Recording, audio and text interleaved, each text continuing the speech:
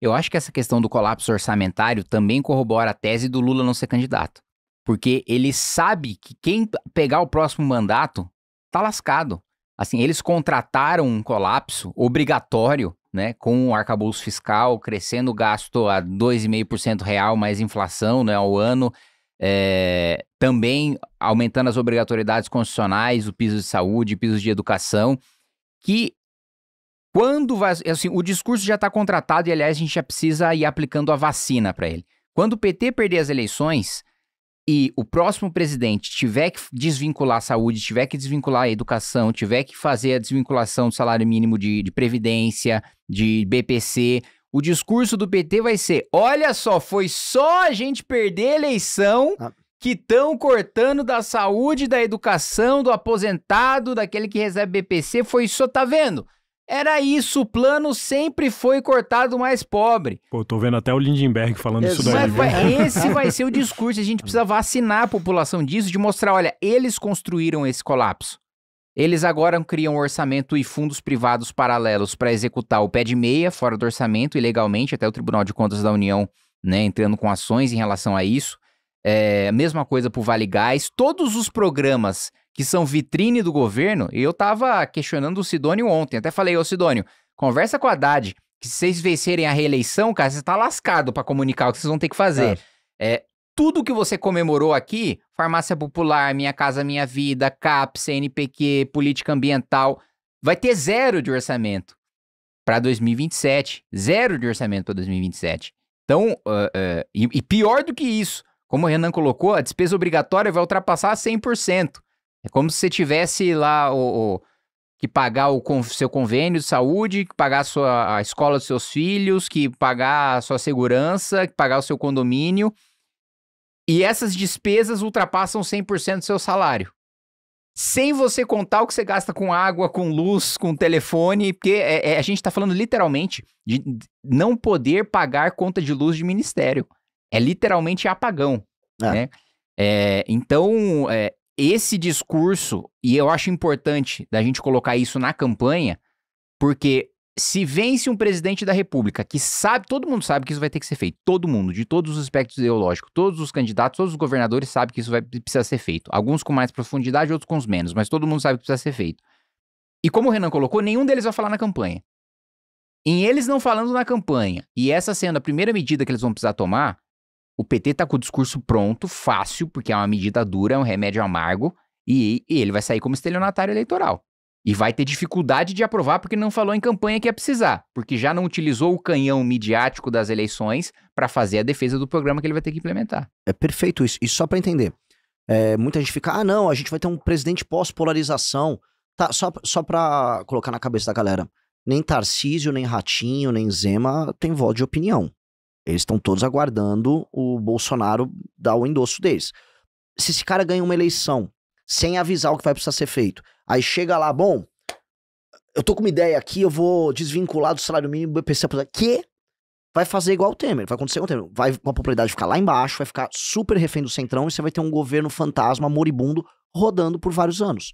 Porque será um governo do Centrão, e como isso é o sonho do Centrão acha que miraculosamente essas coisas vão se resolver, e você vai ter esse presidente popular, a gente pode novamente ficar naquele ciclo eterno, que a gente já enxergou e a gente tá vivendo hoje, de um possível retorno à esquerda. E aí um detalhe, haverá uma renovação da esquerda, não será um Lula, num cenário, por exemplo, para 2030, e aí será que? Qual é o novo discurso da esquerda em redes sociais? Você tem dois caminhos. Um é o caminho Erika Hilton, que é aquele discurso woke, doentio, amalucado. E o outro é o discurso, e é bizarro falar nesses termos, que é o discurso mais popular da esquerda, menos 35 anos, que é comunismo. E olha só, eu não tô falando aqui como um paranoico, nada. O discurso comunista, os influenciadores comunistas são os maiores influenciadores. Jones Manuel e companhia. Eles são muito maiores em redes do que qualquer coisa que surgiu na esquerda mais mainstream. Não há sequer termos de comparação. Não tô falando que vai vir uma revolução comunista, que o Jones Manuel será presidente em 30. Mas haverá um presidente de esquerda concorrendo à esquerda para a eleição de 2030 com grandes chances de vencer a eleição se o arranjo para 26, que todo mundo dava como certo que seria uma vitória da direita, for mal feito. Então, se a pessoa olhar e fizer vou fazer uma prospecção a longo prazo do cenário, o cenário não é legal. O cenário não é legal. Uhum. O cenário não é legal porque o campo da direita não conseguiu construir uma agenda completa que justifique as vitórias e os sacrifícios necessários. Porque a ideia de direita, como ela é muito baseada em algoritmo de rede social, ela é só baseada assim, medo do inimigo e estímulos e vitórias simbólicas meio tolas. Então, o nosso campo é tão retardado, desculpa, eu me incluo nesse campo, que assim, a gente tá comemorando, não, que bom, anistiar a galera do dia, foi a grande vitória da oposição. Que vitória é essa? Primeiro que não vai ter vitória, o Paulinho da Força é o relator. Segundo que, é isso que importa? Na fila do pão, é isso que tá importando pra gente? Essa direita não conseguiu passar nada de agenda de combate à criminalidade. Você tem, assim, teve o ciclista que morreu aqui perto, teve gente morrendo ao redor do Brasil, todo mundo tá vendo. Isso chegou nas vidas de todo mundo, inclusive da classe média alta. E as pessoas... Cara, tá, o que o meu político tá fazendo? Absolutamente nada. Os 2 projetos de segurança pública que passaram, né, e a gente tem, sei lá, uns 40, 50 deputados federais que tem patente, capitão, coronel... Passou, mas num jogador de videogame passou os projetos, que é real. Foi o Kim que segura uma arma lá nos videogames dele. Ele que passou uma agenda de recrudescimento de lei penal. Nem no videogame segurou arma porque não joga FPS. Então, na prática, o que é bizarro, assim, tem uma direita muito acomodada em apenas agradar o próprio público, é uma direita de algoritmo, e do outro lado você tem um centrão que acredita nas velhas fórmulas de acomodação. Isto não funcionou. Isso não funcionou com o Bolsonaro, que era popular. Isso não funcionou com o Temer. A outra experiência que as pessoas vão poder puxar de um presidente que não era petista vai lá pra parar no FHC, que era outro mundo. Então, o que a gente tem de novo? Esse é o que a gente tá propondo. A gente tá propondo, assim, vamos falar, igual o Milei falou na Argentina, vamos falar, tá quebrado, deu merda, nós vamos precisar fazer, assim, reformas dificílimas, é um remédio amargo que precisa ser dado, sim. Ao mesmo tempo, nós vamos dar uma coisa que todo homem brasileiro sonha, toda pessoa digna sonha, nós vamos dar uma guerra pra um brasileiro. Um significado existencial pra ser brasileiro. Que é destruir a porra do crime organizado. Desculpa falar palavrão aqui, não sei se... pode falar. É destruir a porra do crime organizado. Todo mundo aqui já teve um parente ou já foi assaltado. Minha mãe já foi alvo de 2 sequestros relâmpagos. Eu já fui alvo de assalto a mão armada. E as pessoas que moram nas periferias, essas pessoas vivem essa realidade diariamente, já naturalizaram isso.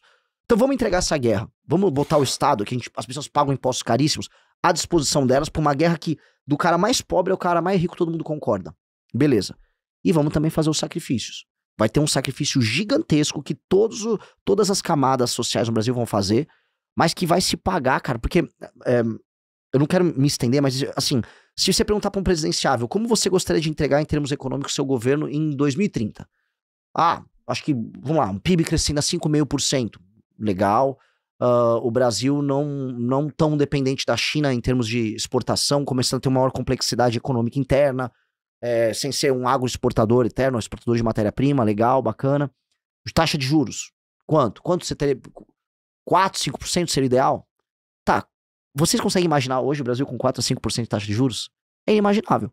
Você só vai chegar numa taxa de juros de um país que não é nenhuma, né? Se for pegar concorrentes diretos no leste asiático, os caras também praticam taxas menores. Não tô falando dos grandes. Tá, como é que eu vou chegar nisso? Eu vou ter que fazer essas reformas que ninguém quer falar que vai fazer. Então nós vamos precisar fazer, não tem como fugir. Se quiser ter juros baixos para ter economia séria, capacidade de investimento, vai ter que fazer esse receituário. Então se você você conta a história de trás para frente, tipo, esse aqui é o Brasil que eu quero. E fala, pra eu ter esse Brasil que eu quero, você vai precisar fazer isso comigo. Você vai precisar de liderança e capacidade de imaginação, que é o que esses caras não têm. O Ciro Nogueira é um grande operador de gincanas eleitorais lá, de compra de voto. Ele é muito bom. Agora ele não tem imaginação. Tanto que ele vem aqui, vai bater na porta aqui aqui na Faria Lima mesmo. E aí, qual é a agenda de Brasil que vocês precisam? E aí ele acha que ele vai sair implementando, que ele vai sair convencendo. Nunca consegue. As reformas do Brasil são sempre feitas de uma maneira meio a bomba. É tão negociado, que sempre o que a gente entrega é mitigado.